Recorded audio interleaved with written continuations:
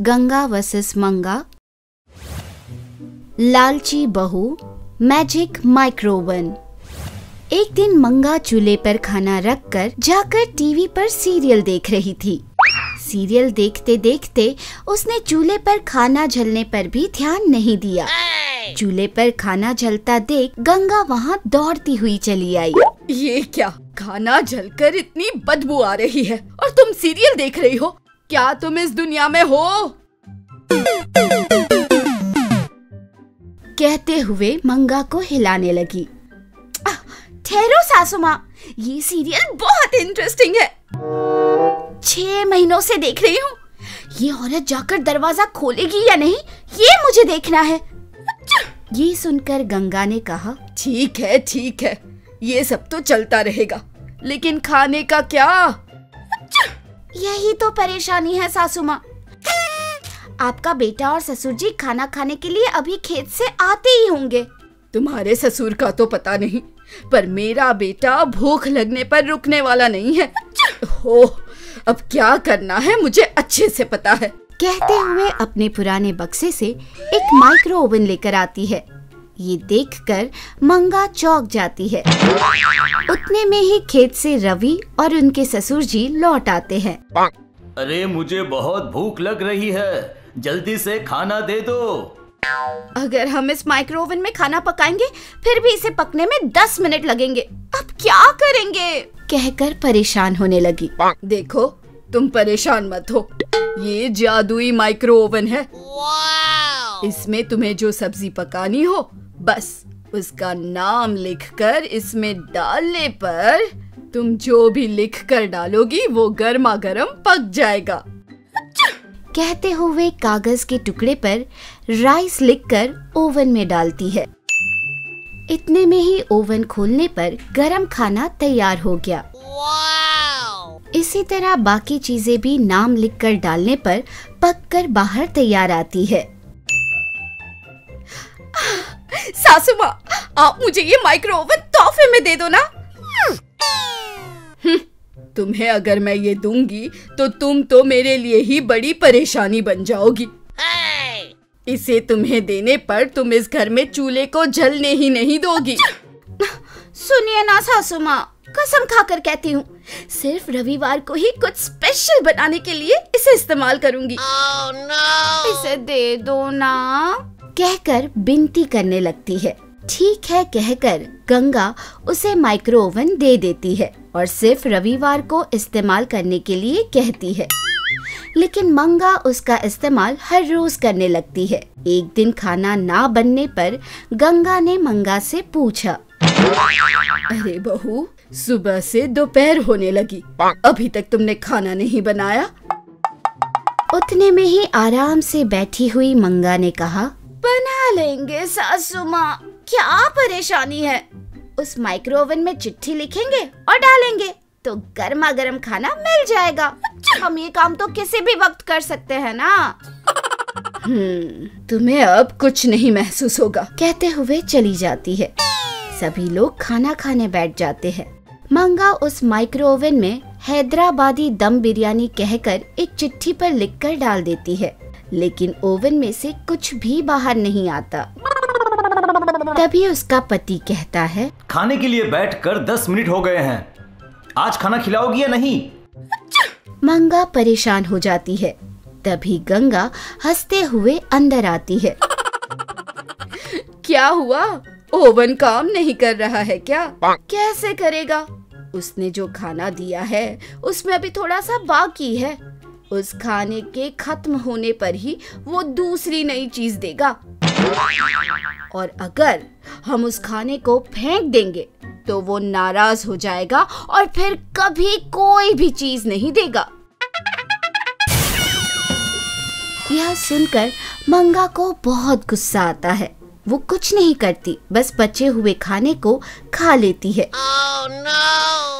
जैसे ही वो खाना खत्म हो जाता है, उस ओवन में से हैदराबादी दम बिरयानी फौरन बाहर आती है।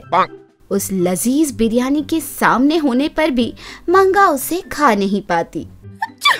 जब से उसे बचा हुआ खाना खाना पड़ता था, तब से वो माइक्रोवेव में खाना बनाना छोड़ देती है। अब हर रोज YouTube पर नए नए खाना बनाने के तरीके देखकर, उससे पकाकर अब वो सबको परेशान करने लगती है। इसे ऐसे ही छोड़ दूंगी तो इस जन्म में ये अपने हाथों से खाना कभी नहीं बनाएगी। इसे किसी भी तरह से उस माइक्रो ओवन की दीवानगी छुड़ानी ही होगी। आज क्या बनाऊं? हर रोज बिरयानी वगैरह खाते खाते थक गई हूँ। आज कुछ नया और दूसरे देश का खाना ट्राई करेंगे। कहकर इंटरनेट में से किसी चाइनीज खाने का नाम लिखकर उस माइक्रो ओवन में डाल देती है। उतनी देर में ही टीवी पर चमगादड़ के बारे में न्यूज आती है। इसे देखकर मंगा चौंक जाती है।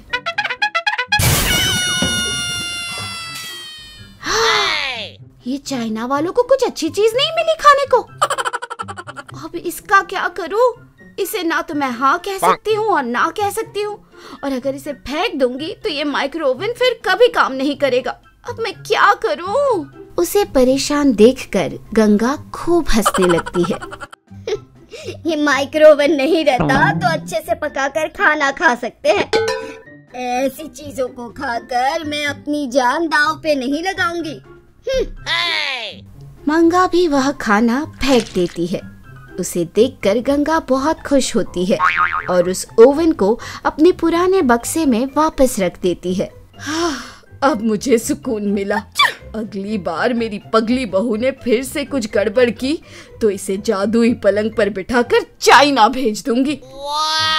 तब जाकर इसे थोड़ी अक्ल आएगी। लालची बहू जादुई सामान। मंगा चिड़ी हुई है और खाना बना रही है। पूरा गांव ग्राइंडर मिक्सर से काम जल्दी खत्म करने के बाद खुशी से टीवी देख रहा है और मैं यहाँ पत्थर पर पीस रही हूँ। मेरी सासू माँ की वजह से कभी मेरी मौत ही आ जाएगी। ऐसा वह कह ही रही थी कि गंगा अंदर आती है। क्या हुआ बहू, क्या गुस्सा रही हो? नहीं तो सासू माँ, मैं तो ये आटा पीस कर आती हूँ। हाँ, कहकर वह दाल लेकर चली जाती है। पीसने वाला पत्थर नीचे रखकर कहती है, सासू माँ की तरह कितना भारी है। कहकर चक्की में डालती है और पीसने लगती है।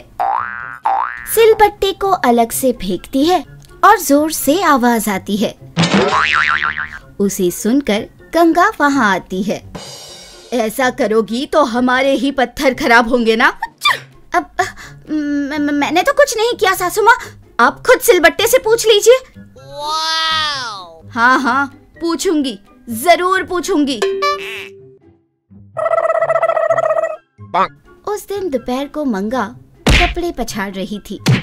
जोर से पछाड़ने से कपड़े में छेद पड़ गया और तभी उसकी सासू माँ भी सामने ही खड़ी थी।